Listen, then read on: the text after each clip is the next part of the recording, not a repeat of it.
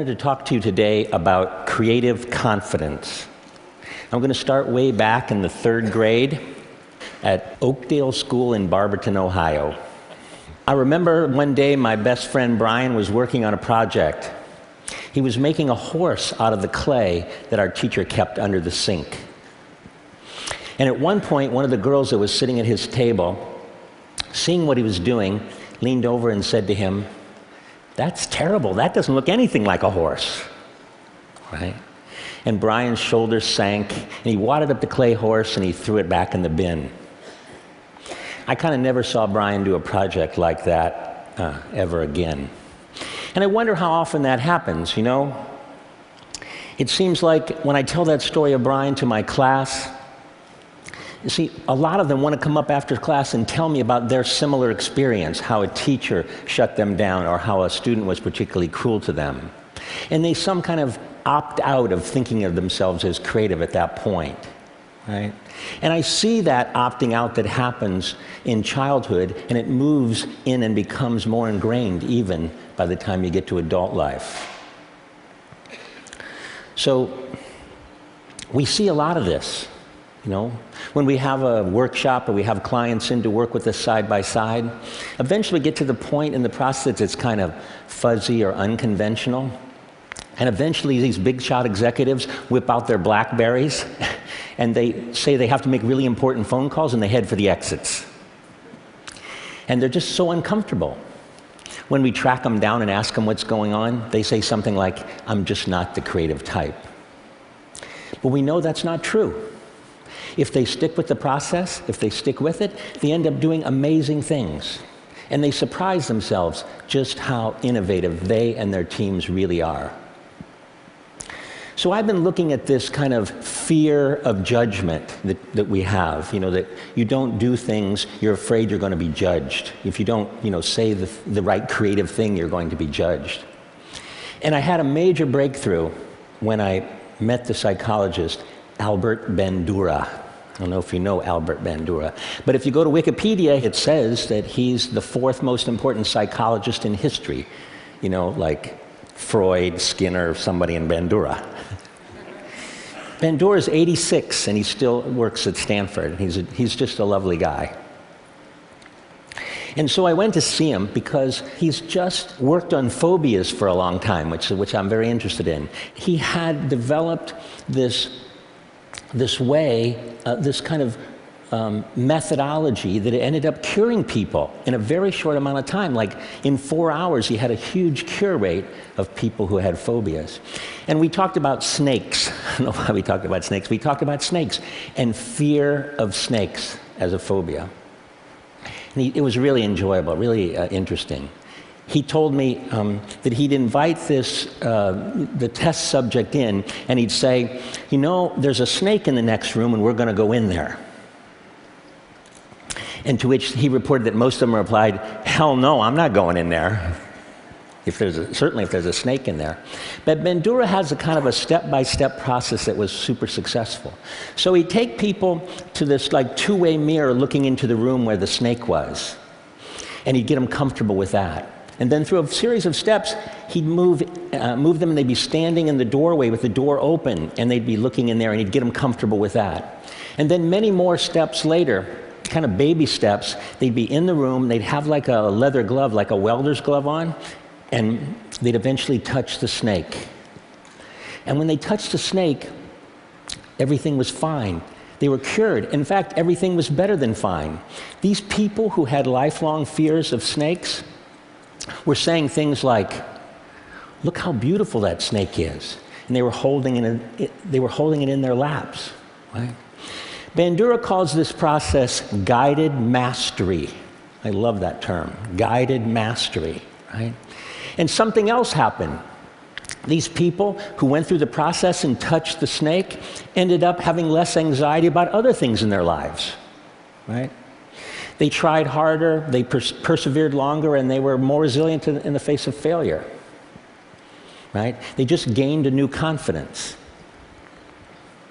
And Bandura calls that confidence self-efficacy, right? The sense that you can change the world and that you can attain what you set out to do. Well, meeting Bandura was really cathartic for me because I realized that this, famous scientist had documented and scientifically validated something that we've seen happen over, for the last 30 years, that we could take people who had the fear that they weren't creative, and we could take them through a series of steps, kind of like a series of small successes, and they turned kind of fear into familiarity. And they surprised themselves. The transformation is amazing. We see at the D School now all the time. People from all different kinds of disciplines, they think of themselves as only analytical.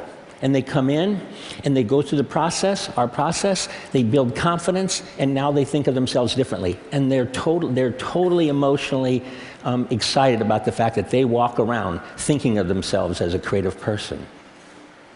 Right? So I thought one of the things I'd do today is take you through, and show you what this journey looks like. To me, that journey looks like Doug Dietz.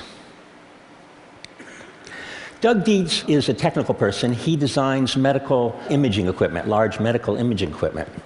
He's worked for GE, and he's had a fantastic career. But at one point, he had a moment of crisis.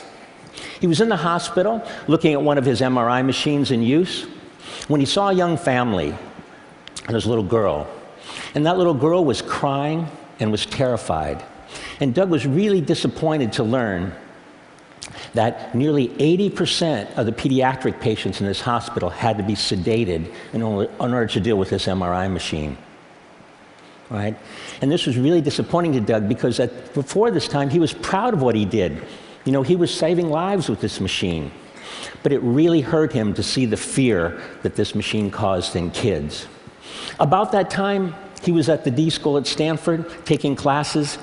He was learning about our process, about design thinking, about empathy, about iterative prototyping. And he would take this new knowledge and do something quite extraordinary.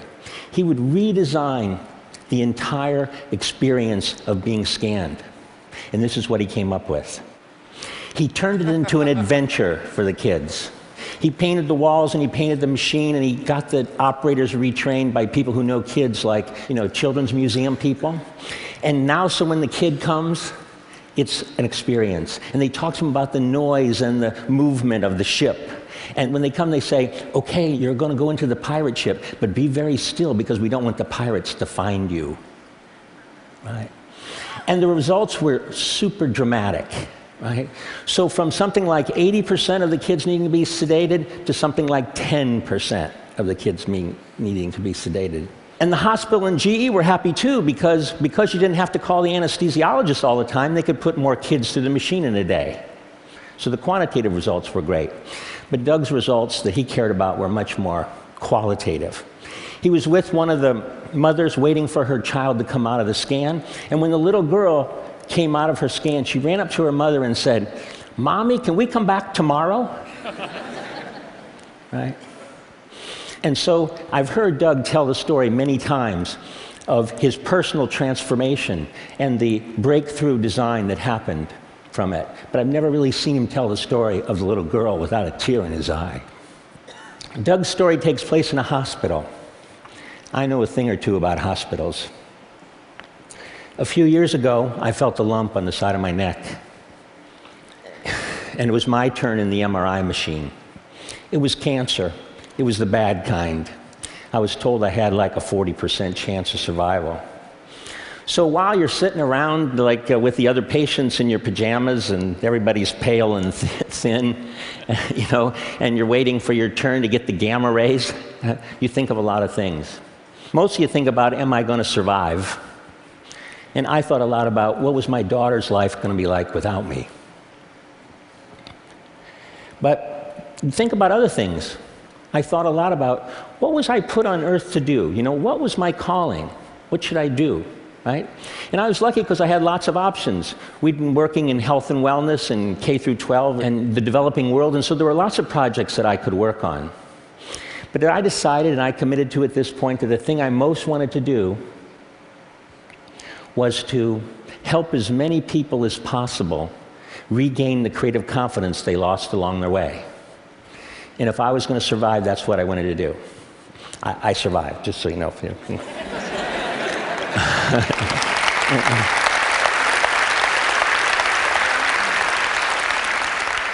I really believe that when people gain this confidence, and we see it all the time at the D School and at IDEO, that they actually start working on the things that are really important in their lives. We see people quit what they're doing and go in new directions.